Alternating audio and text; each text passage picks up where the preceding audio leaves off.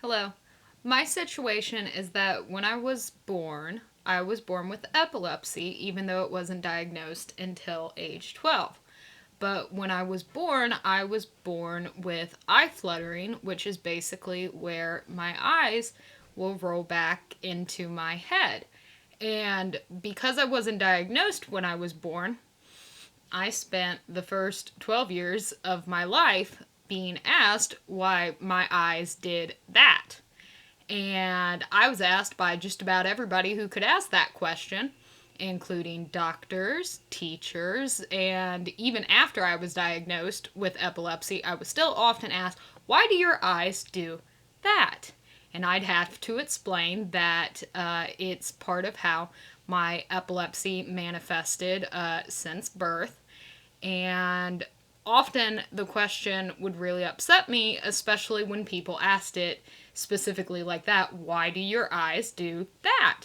Because it would often, be insinuated in such a tone and in a manner that made it sound like, I was some weirdo and, why do your eyes do that? Ooh, that's weird. And so I absolutely hated that, especially when doctors would ask me that because they were doctors.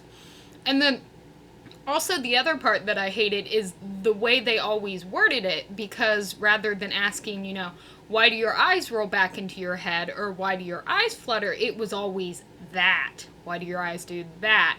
And so I always hated that.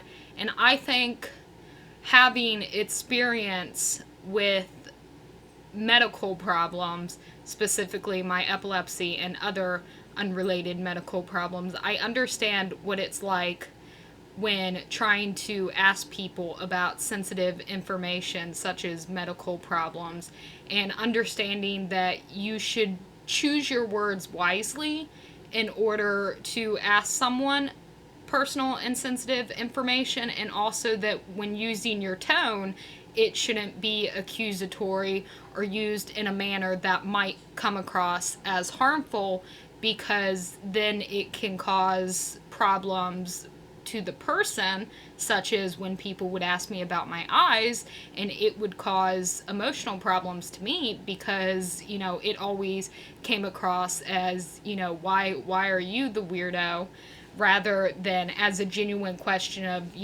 why do your eyes, roll back into your head, and simply being able to answer that it's a medical problem related to my epilepsy. And I think that by understanding that, it'll help me, especially when working with populations in the medical field or with people with disabilities and other disabilities.